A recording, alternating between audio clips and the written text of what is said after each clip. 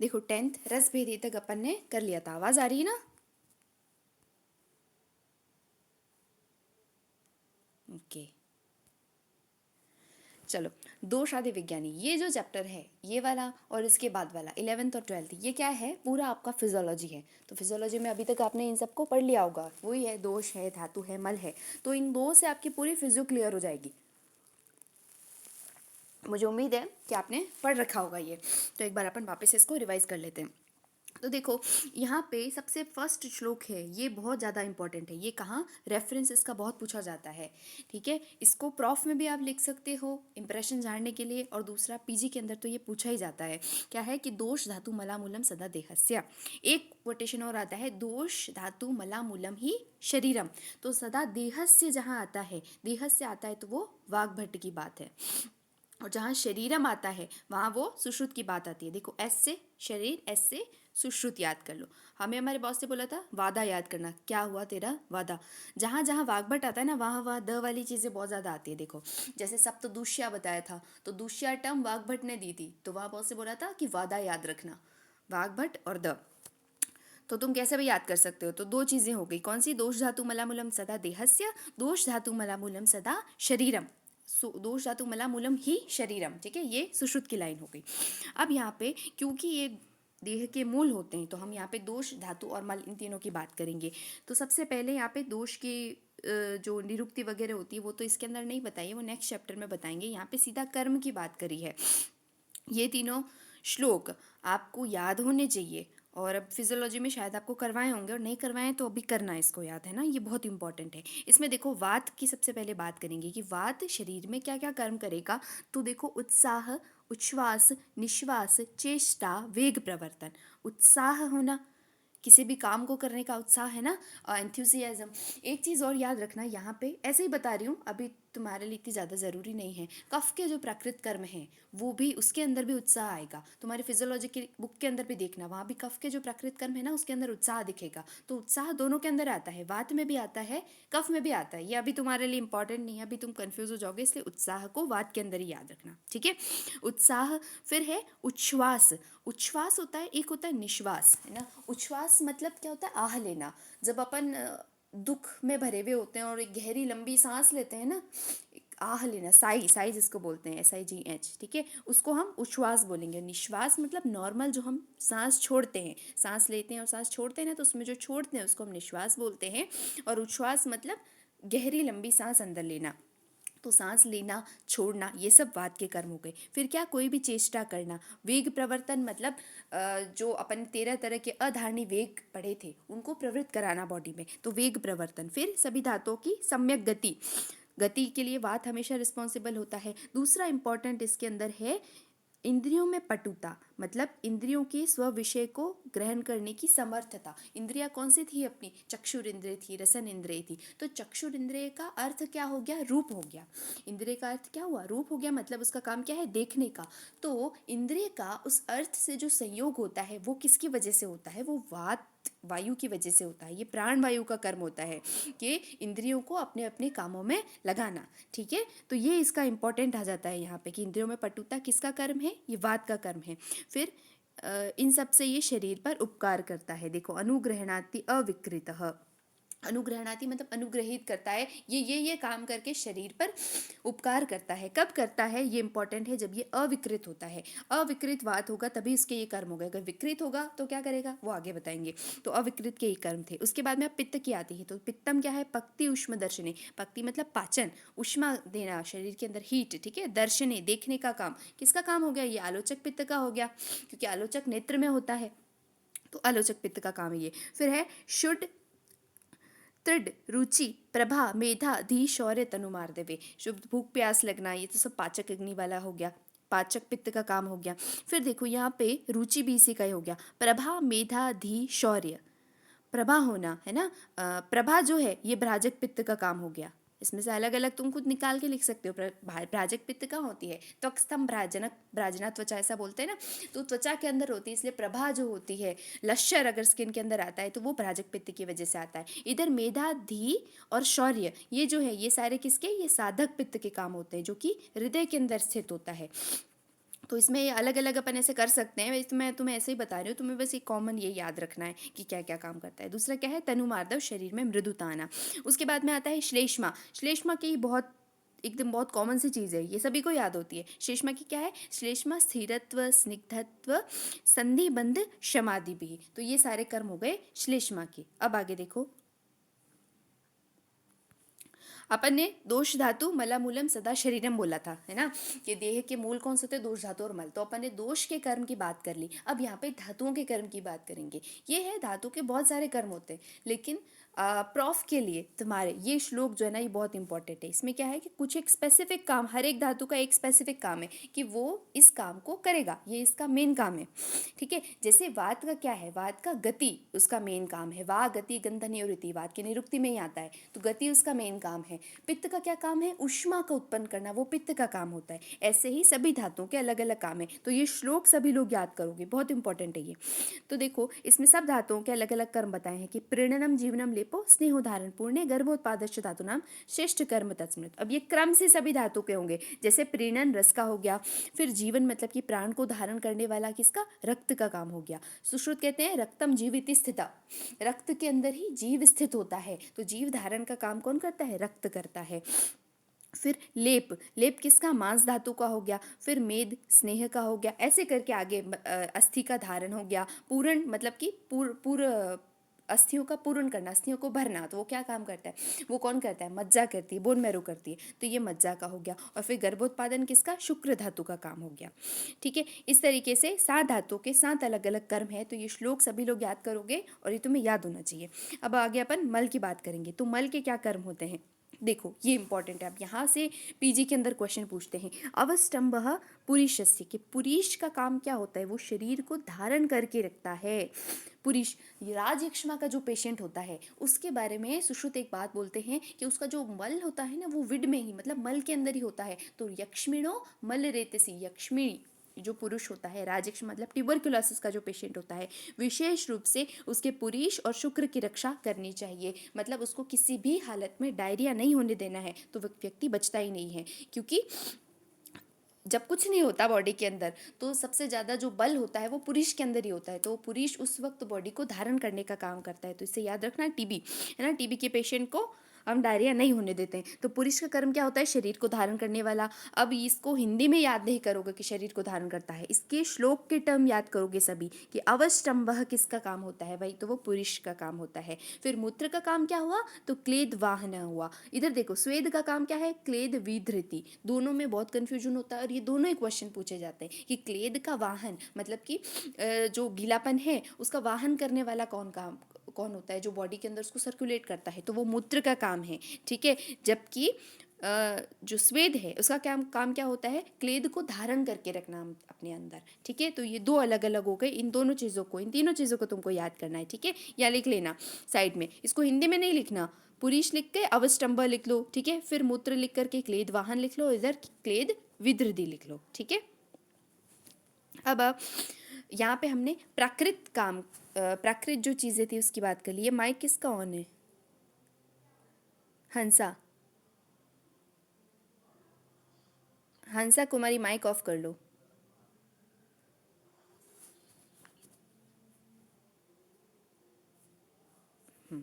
ठीक है, हाँ, तो हमने क्या देखे थे, सबके प्राकृत कर्म देख लिए थे। अब हम देखेंगे कि अगर ये प्राकृत नहीं हो तो क्या हो सकता है, या तो कम हो गए या बढ़े हुए होंगे। तो अपन सबसे पहले वृद्ध दोष धातु मल के कर्म देखेंगे, बहुत इंपॉर्टेंट है आगे ये भी।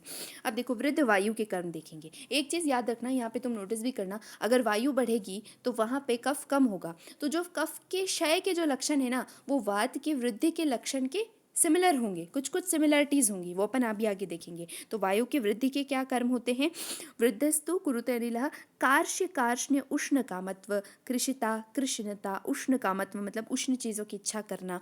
फिर शरीर में कंप, आनाह, आना मतलब पेट में गुड़गुड़ाहट होती है ना वो। फिर मलावरोध, अभी मैंने कल लास्ट की क्लास में भी बोला था कि जहाँ जहाँ वात बढ़ता है, वात की बात आती है, वहाँ वहाँ अविष्टंभ जरूर होगा, वहाँ वहाँ कॉन्स्टिपेशन जरूर होगा। तो अपन ने कटु तिक्त कषाय रस के अंदर देखा था कि ये वात को बढ़ाते हैं, तो वहाँ पे विष्टंभ भी आया था। लास्ट वाले जो कषाय जो है वात को बहुत ज़्यादा बढ़ा रहा था, तो वहाँ पे अपन ने देखा था कि मल का अवरोध हो रहा था, विष्टंभ हो रहा था, है ना। तो मल अवरोध आ गया। फिर इसमें 3 चीज़ों का नाश होता है, किसका? बल का, निद्रा का और साथ में इंद्रिय का। इंद्रिय, उसको इंद्रिय नाश नहीं बोल करके इंद्रिय भ्रंश बोल देते हैं, क्योंकि अपने वाद का क्या कर्म था कि वो इंद्रियों को अपने अर्थों में लगा रहा था। मतलब आंखों से देखने का काम, मुंह से प्रॉपरली बोलने का काम, किसी की स्लर्ड स्पीच हो, मतलब बोलते टाइम वो या तो धीरे धीरे बोल रहा हो, मतलब स्लर्ड स्पीच का मतलब ये होता है कि उसके थॉट्स जो प्रोसेस है वो तो उसका बिल्कुल सही चल रहा है कि उसको कैसे बोलना है ना, अंदर उसके माइंड में बिल्कुल सही स्पीच बैठ रही है, लेकिन जब वो बोल रहा है तो उसका जो ऑपरेटस है वो काम नहीं कर रहा है। तो उसका थॉट प्रोसेस तो जल्दी जल्दी चल रहा है, लेकिन उसकी जो जीभ है वो जल्दी नहीं चल पा रही, उसकी वजह से अपन को ऐसे अस्पष्ट तरीके से बोलता है, वो अपन को समझ में नहीं आता वो क्या बोल रहा है, या फिर बोलने में हकलाहट हो। तो ये सब किसकी वजह से हो रहा है? यहाँ पे ये वाद की वजह से हो रहा है। क्यों? क्योंकि इंद्रियां जो काम करने वाली है, तो इंद्रियां वो उसको कॉपरेट नहीं कर पा रही है प्रॉपरली। तो ये कर्म वाद का होता है। तो देखो, इंद्रिय भ्रंश होगा, 3 चीज़ों का नाश होगा, किसका? बल का, निद्रा का और इंद्रिय भ्रंश होगा साथ में। फिर क्या है? प्रलाप, भ्रम और दीनता। प्रलाप मतलब कोई असंबद्ध बोलता है, बिल्कुल बिना बात के कुछ भी बोलता रहता है, चुप ही नहीं होता, उसको हम प्रलाप बोलते हैं। ठीक है। भ्रम, ये भ्रम जो है ना, यहाँ पे वृद्ध वायु के कर्म में है। अब ये आगे अपन पढ़ेंगे श्लेष्मा के क्षय, मतलब कि कफ के क्षय के अंदर भी यहाँ पे भ्रम आएगा। ठीक है, क्योंकि ये दोनों चीज़ें रिलेटेड होती है ना, उल्टी होती है वात और कफ। फिर क्या है? दैन्य, दीनता उसको उत्पन्न करेगा। अब है पित्त के कार्य क्या होंगे? तो पित्त दोष के बढ़ने पर मल, मूत्र, नेत्र और त्वचा, इन चारों चीज़ों में पीलापन करता है और भूख प्यास दाह करता है और निद्रा को कम करता है। तो ये कोई बहुत ज़्यादा जरूरी बात नहीं हुई। हाँ, पर तुमसे प्रॉफ में पूछा ज़रूर जाता है।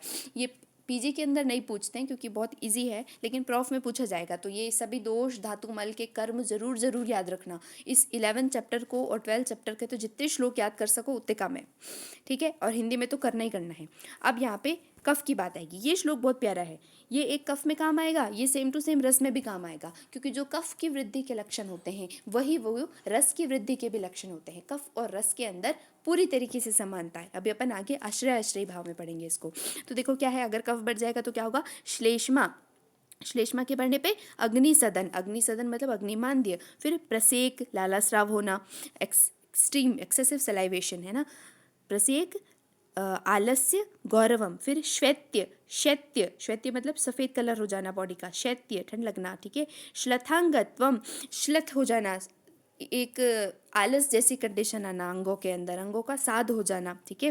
फिर श्वास कास, ये श्वास कास दोनों कफज व्याधियां होती है, और साथ में अति निद्रता। वात के अंदर निद्रा का बिल्कुल नाश हो रहा था, पित्त के अंदर निद्रा कम हो रही थी, वात के अंदर बिल्कुल नाश हो रहा था इनसोम्निया, पित्त के अंदर निद्रा डिस्टर्ब हो रही थी, और इसके अंदर अति निद्रता आएगी। ठीक है।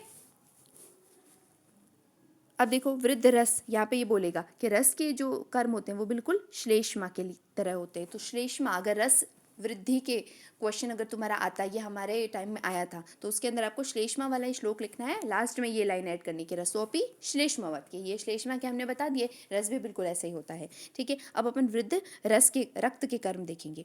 तो देखो यहाँ पे रक्त बढ़ावा है, रक्त बढ़ावा है।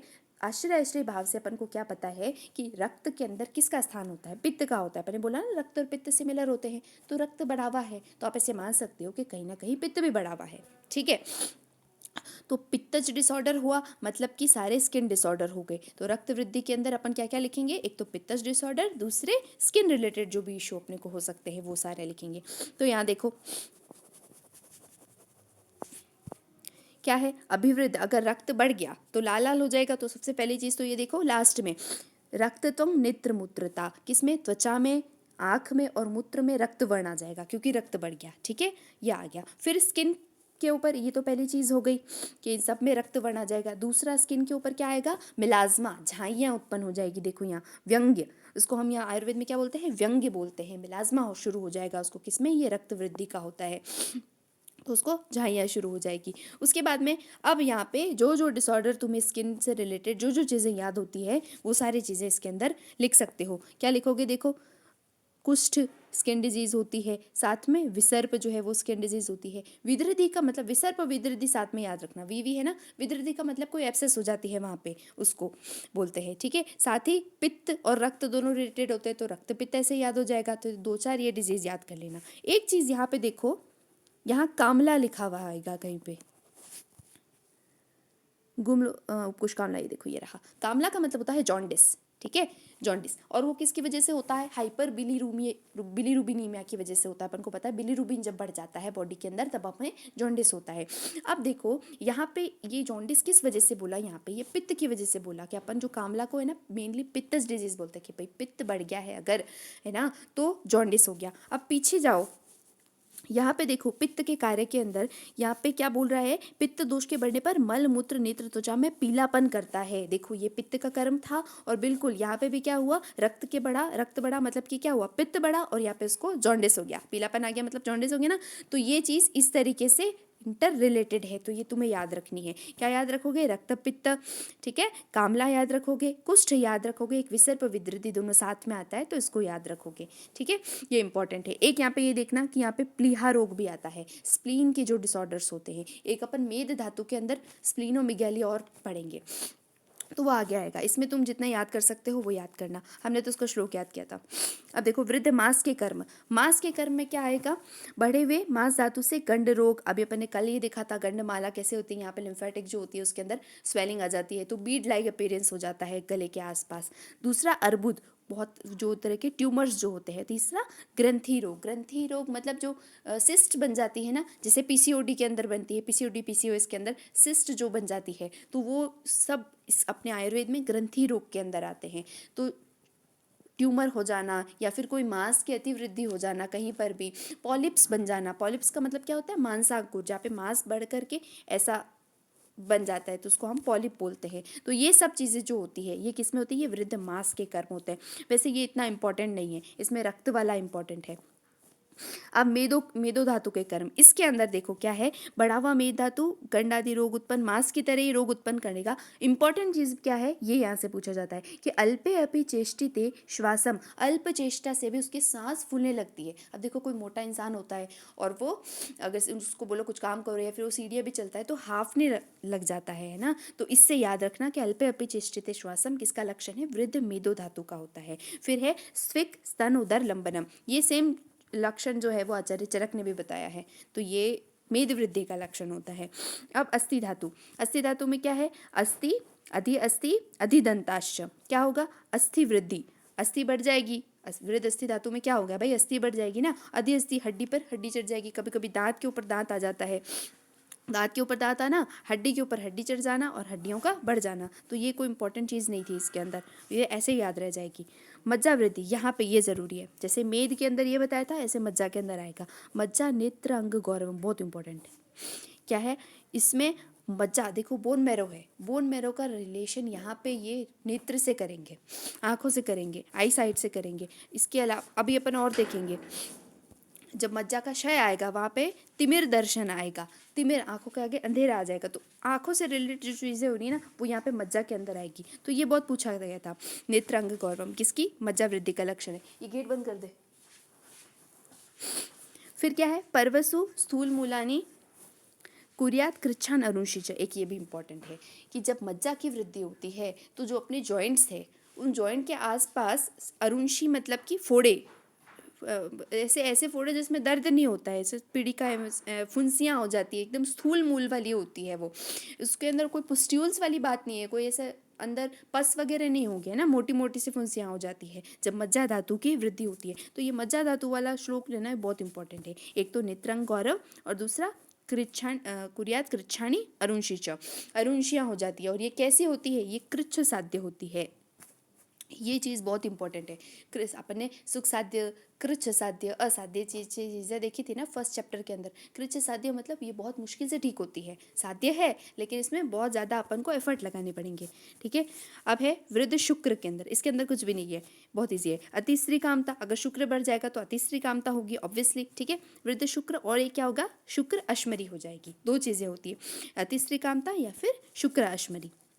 अब वृद्ध पुरुष के कर्म देखो, देखो ये इंपॉर्टेंट है, ये पूछा गया है, क्या है, तुम्हारे प्रॉफ में पूछ सकते हैं इसको। अगर पुरीश में पुरीश बढ़ जाता है तो क्या हो जाएगा, आधमान हो जाएगा, आटोप हो जाएगा। आधमान आटोप दोनों वाद से रिलेटेड है, ठीक है, तो इसको याद रखना। आधमान आटोप, गौरव ऑब्वियसली होगा ही, और साथ में वेदना होती है, तो आधमान आटोप इसके अंदर यहाँ पे इंपॉर्टेंट आ जाता है। क्या लिखोगे, पुरुष की वृद्धि में आधमान आटोप, गौरव, वेदना, ठीक है।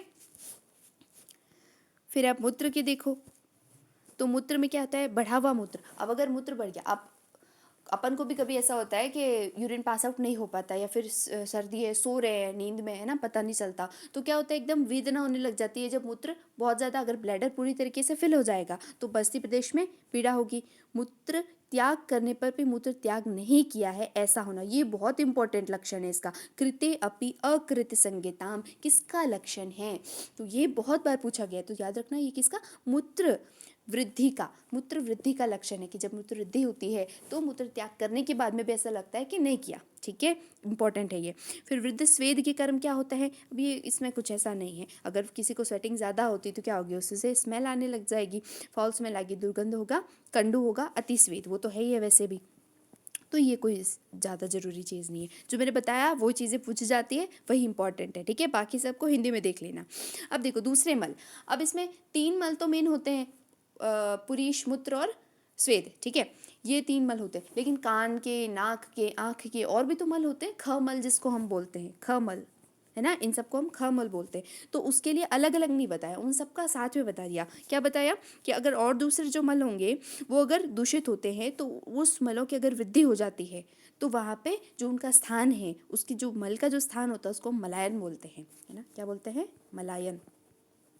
मल का अयन मतलब स्थान, है ना, उसका पात, वहाँ पे गुरुता हो जाती है, वहाँ पे भारी भारी सा लगेगा, तो ये अन्य मलों की वृद्धि का लक्षण हो गया। अब क्षीण, अपन ने वृद्धि की देख लिया, अब अपन क्षीण के देखेंगे सबके। तो क्षीण वात दोष का क्या लक्षण है, ध्यान से देखना है। क्षीण वात दोष का जो लक्षण है ना, वो कफच वृद्धि, कफ वृद्धि के लक्षण से मैच करेगा। देखो, वात की क्षीण होने पर अंग साध होना, अल्प बोलना, क्योंकि बोलना जो चेष्टाएं करना वो किसका, वात का कर्म था, अब वात कम हो गया तो अल्प बोलना, ठीक है, चेष्टित अल्प, अल्प चेष्टा आ गया है ना। अब क्या है, ज्ञान में मोह होना, ये बहुत इंपॉर्टेंट है, संज्ञा मोह, ये ज्ञान मोह हिंदी में याद नहीं करोगे, क्या याद करोगे इसमें, संज्ञा मोह याद करोगे। ये पूछा जाता है कि संज्ञा मोह किसका लक्षण होता है, तो ये वात के, क्षीण वात के, वात दोष अगर क्षीण हो जाता है तो उसका लक्षण होता है, मतलब loss of sensation, loss of sensitivity, एक जगह वो पड़ा रहेगा, उसको कुछ बोलते हैं तो उसको समझ में नहीं आएगा, उसका जो रिएक्शन जो होता है, उसका जो रिस्पॉन्ड करने का टाइम है वो बहुत ज़्यादा बढ़ जाएगा, ठीक है, इसको हम क्या बोलेंगे, संज्ञामोह, क्योंकि कफ बढ़ गया है वहाँ पे इसलिए। फिर क्या है, श्लेष्म वृद्धि, श्लेष्म वृद्धि में कहे गए जो रोग हैं वो सारे उत्पन्न हो जाएंगे। इसके अलावा ये एक्स्ट्रा चीज़ें और बताई, इसके अंदर क्या याद रखोगे, मेन है संज्ञामोह, बाकी सारे श्लेष्म वृद्धि के कोई भी लक्षण जो भी तुम्हें याद आते हैं वो सब इसके अंदर लिख सकते हो, संज्ञामोह इंपॉर्टेंट है इसमें। फिर पित्तशय के लक्षण, इसमें ऐसा कुछ नहीं है, पित्ते, मंद अनिल, शीत, प्रभा हानि, बहुत नॉर्मल से चीज़ें, ये नहीं पूछी जाती है। अब कफशय के लक्षण देखो, ये इंपॉर्टेंट, भ्रम, भ्रम अपन ने वात वृद्धि के अंदर देखा था, है ना, तो भ्रम ऐसे याद हो जाएगा, दोनों के अंदर आता है। दूसरा इसके अंदर क्या पूछते हैं, हृदय द्रव बहुत ज़्यादा पूछा जाता है कि हृदय की धड़कन एकदम से बढ़ जाना, वो क्या है, कफशय का लक्षण होता है। देखो कफशय हुआ मतलब क्या हुआ, वात बढ़ गया, तो वात बढ़ने से क्या होता है, सिंपैथेटिक सिस्टम अपना एक्टिव हो जाता है उससे, सिंपैथेटिक सिस्टम यहाँ पे एक्टिव होने से, कॉलिनर्जिक एक्शन की वजह से क्या होता है, यहाँ पे हार्ट रेट बढ़ जाती है। तो हृदय द्रव इसके अंदर इंपॉर्टेंट है, संज्ञा मोह क्षीण वात का लक्षण है, तो वात के अंदर इंपॉर्टेंट है। अब अपन रस की बात करेंगे, ये अच्छा श्लोक है बहुत, देखो क्या है, रसे रोक्षम, इसको याद करना चाहिए तुम्हें, बैठो डायरी में लिखो इसको, साल भर, 1.5 साल, 2 साल, जितना भी तुम्हें टाइम लेना है इसको याद करो, इन सभी को याद करो, क्योंकि ये तुम्हारा कहीं भी पीछा नहीं छोड़ने वाला है। फर्स्ट ईयर में आएगा, सेकेंड ईयर में पैथोलॉजी के अंदर भी आएगा, और फिर आगे तक चलता रहेगा ये। तो रसय के क्या लक्षण है, रसे रोक्षम, श्रमा शोषो, ग्लानि, शब्द असहिष्णुता। अब शब्द असहिष्णुता यहाँ पे बहुत इंपॉर्टेंट है। आचार्य चरक कहते हैं, घटते सहते शब्द न उच्चर द्रवते शूल्यते, न उच्चर द्रवते शूल्यते, मतलब कोई अगर रस क्षय का कोई व्यक्ति है, उसके आसपास अगर ज़्यादा शोर होता है या फिर कोई बहुत ज़्यादा लड़ाई झगड़ा करता है तो उसको वो चीज़ सहन नहीं होती, ऐसा लगता है उसके हार्ट में बज रहा है वो, तो हृदय द्रव मतलब उसका हार्ट बीट बहुत ज़्यादा तेज हो जाती है, तो उसको सहन नहीं होती। ये बहुत इंपॉर्टेंट है कि वो शब्द को सहन नहीं कर सकता रस क्षय का। फिर क्या है, रक्तक्षय, रक्तक्षय में ये भी इंपॉर्टेंट है, इसकी श्लोक तो याद कर ही लो, धातुओं वाले तो बिल्कुल करो ही करो। रक्त अम्ल शिशिर प्रीति शिरा शैथिल्य लुक्षता। तो रक्त का क्षय होने पर क्या होता है, अम्ल रस खाने की इच्छा होती है। अपन ने अम्ल रस के अंदर देखा था ना कल, अम्ल रस लवण रस दोनों रक्त को बढ़ाने वाला काम कर रहे थे, रक्तवर्धक थे। तो अम्ल रस खाने की इच्छा होती है, साथ में शीत वस्तुएं खाने की इच्छा होती है। ठीक है, मांसक्षय में क्या बताया, मांसक्षय में ऐसा कुछ इंपॉर्टेंट नहीं है। इसमें क्या है कि ग्लानि गंडस्थल और स्फिक प्रदेश में, गंडस्थल मतलब कि कपोल, कपोल मतलब क्या बोलते हैं, गाल। ठीक है, वहाँ पे शुष्कता हो जाएगी और संधियों में वेदना होगी। देखो सबसे ज़्यादा जो मसल्स होगी वो इसी रीजन में आती है ना, इस वजह से यहाँ पे शुष्कता हो जाएगी और साथ में संधियों में वेदना और होती है। क्योंकि संधियों का सपोर्ट सिस्टम जो अपना जॉइंट्स है, बोन्स है, उसका सपोर्ट सिस्टम तो पूरा मांस धातु ही बनाता है। मांस का क्षय हो गया तो वहाँ पे उसमें पेन होने लग जाएगा। अब मेद के अंदर, मेद वाला बहुत इंपॉर्टेंट है। आप ये पूछते हैं मेदसी स्वप्नम कट्या, अब ये पूछते हैं स्वप्नम कट्या किसका लक्षण है। कटी के अंदर शून्यता, शून्यता मतलब नम्बनेस आ जाती है, कटी के अंदर नम्बनेस आ जाती है किसमें, मेद के क्षय होने में। साथ में प्लीहो वृद्धि, ये भी बहुत इंपॉर्टेंट है। स्प्लीनोमेगैली, स्प्लीनोमेगैली का कॉज क्या है, मेद का क्षय हो जाना। ठीक है, फिर है कृशांगता। कृशांगता तो कोई से इंपॉर्टेंट नहीं है, बस ये दो चीज़ें याद रखना, स्वप्नम कट्या और प्लीहो वृद्धि। इसके अलावा प्लीह रोग आए थे एक, यहाँ पे अपन कहाँ आए थे, रक्त वृद्धि के अंदर आए थे, और एक प्लीहो वृद्धि स्प्लीनोमेगैली किस में होता है, मेदशय के अंदर। फिर अस्थिशय, अस्थिशय होने पर अस्थियों में पीड़ा, दंत केश नख आदि का गिरना, ये लक्षण होता है, कुछ इंपॉर्टेंट नहीं है इसमें। मज्जाशय, देखो ये वापस इंपॉर्टेंट है, यहाँ आ गया ब्रह्म तिमिर दर्शनम, बहुत इंपॉर्टेंट है। क्या होता है, अस्थियों में सुशिरता।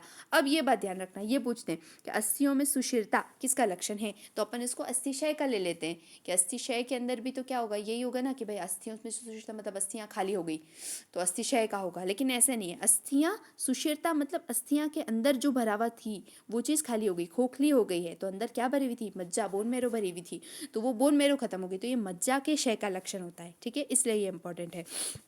फिर आगे देखो भ्रम और तिमिर, ये इंपॉर्टेंट है। तिमिर दर्शन, आंखों के आगे अंधेरा आ जाना, और अगर वृद्धि हो गई थी तो उसका क्या लक्षण था, नेत्र अंग गौरव, गौरव आ जाता है तो वृद्धि का लक्षण है, और तिमिर अगर होता है तो वो क्षय का लक्षण है। ठीक है, अब ये शुक्र, शुक्र में क्या है, शुक्र चिरात प्रसिचित, अगर शुक्र की कमी हो गई तो क्या होगा, देरी से प्रसिद्ध, देरी से निकलेगा, साथ में उसके रक्त आएगा। जहाँ पे भी देखो, जहाँ पे भी कमी कमी वाला आएगा ना, अभी मूत्र की कमी में भी अपन देखेंगे, मूत्र क्षय में भी क्या होगा, मूत्र के साथ में रक्त आ जाएगा, क्योंकि मूत्र तो आ नहीं रहा तो साथ में ब्लड आ जाता है। इसमें भी शुक्र तो आ नहीं रहा तो साथ में ब्लड आ जाता है।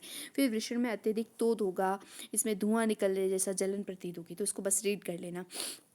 लेकिन पूछे ज़रूर जाते हैं, ये पीजी के लिए ये इतने इंपॉर्टेंट नहीं है, जो मैंने बताया वही है, लेकिन प्रॉफ में आपसे पूछे जाते हैं, इसलिए सबको रीड करना अच्छी तरीके से। फिर पूरी क्षय के लक्षण, ये इंपॉर्टेंट है, ये है ना हमारे एक बार पूछ लिया था, 2-3 बार पूछा हुआ है ये पुरुष क्षय का लक्षण। देखो पुरुष का क्षय हो गया है ना, पुरुष का क्षय हो गया, किसी भी चीज़ का क्षय होता है तो वहाँ वात बढ़ती है, तो वायु बढ़ करके इधर उधर घूमेगी। वायु बढ़ गई, अगर अपने पक्वाशय के अंदर वायु बढ़ गई तो वो क्या करेगी, जो भी पाथ है उसके अंदर घूमेगी, और अपना जो इंटेस्टाइन वाला पाथ कैसा है, ऐसे सर्कुलर ऐसे होकर के ऐसे जाता है, फिर ऐसे से राउंड राउंड से जाता है, तो वो इधर उधर घूमती है। तो अपन को इसमें ये लिखना है कि वायु जो होती है वो इधर उधर घूमती है, और जहाँ वो इधर उधर अगर घूमती है, तिर्यक प्रदेश ऊर्ध्व तिर्यक अगर जाएगी तो वहाँ पे पेन जरूर करेगी। वाताद्रते नास्ति रुजा, वात के बिना पेन नहीं होता। तो देखो पुरुषय का क्या लक्षण है, वायु शब्द के साथ में ऐठन करती हुई उदर में घूमती है, हृदय और पार्श्व को पीड़ित करती हुई ऊपर की ओर जाती है। ठीक है, बस ये इसमें लिखना है, ध्यान रखना। अब मूत्रशय का क्या लक्षण है, मूत्र का क्षय हो गया तो अल्प आएगा, ऑब्वियसली अल्प आएगा, कठिनाई से आएगा, कृच्छ, इसको हम क्या बोलते हैं, मूत्र कृच्छ बोलते हैं, जब मूत्र कठिनाई से आता है, डिसयूरिया, पेनफुल मिक्चुरेशन। ठीक है, कठिनाई से आता है, और डिसकलर्ड होता है, विवर्ण हो जाता है, क्योंकि उसके अंदर ब्लड मिल जाएगा तो उसका कलर अजीब सा हो जाएगा। और क्या होता है, रक्त सहित मूत्र आता है, तो ये तुम्हें आराम से याद हो जाएंगे। अब अपन स्वेद देखेंगे। स्वेद में क्या है, देखो रोमच्युति, अगर स्वेद का क्षय हो जाता है तो वहाँ पे रोम झड़ने लग जाएंगे, रोम में कड़ापन आ जाएगा, और त्वचा में स्फुटन आ जाए, स्फुटन हो जाएगा। तो इसके सारे लक्षण जो आएंगे ना वो किस में आएंगे, रोम के अंदर आएंगे। अन्य मलों के लक्षण, जैसे अपन ने अन्य मलों के वृद्धि के लक्षण देखे थे, वैसे ही अपन ने क्या अब यहाँ पे क्षय के लक्षण देखेंगे कि अगर दूसरे जो मल है, अपने जो ख मल है, उसका क्षय हो गया तो क्या होगा, उन उन मलों के संशुष्क मतलब शुष्क होने से और वहाँ पे सुई जैसी पीड़ा, शून्यता और लघुता होती है, तो हमें जानना चाहिए कि मल का क्षय हो गया। तो देखो क्षय हो गया मतलब वही वात बढ़ गई, तो सारे वात वाले लक्षण आएंगे। जहाँ जहाँ वात होती है वहाँ वहाँ पेन होता ही है, तो तोद मतलब सुई चुभ होने जैसी पीड़ा हो जाएगी, वहाँ पे ड्राइनेस हो जाएगी, और दूसरा क्या होता है, वो पूरा शुष्क हो जाएगा और नंबनेस आ जाएगी, सॉरी ड्राइनेस हो जाएगी और नंबनेस आ जाएगी, शून्यता आ जाएगी। अब यहाँ पे क्या बताया, ये वृद्धि क्षय का स्वरूप बताया। अब एक बार इसको क्लास को रिजॉइन करना, क्योंकि फिर ये बीच में एंड हो जाएगी। ठीक है, अभी एंड कर रहे हैं इसको।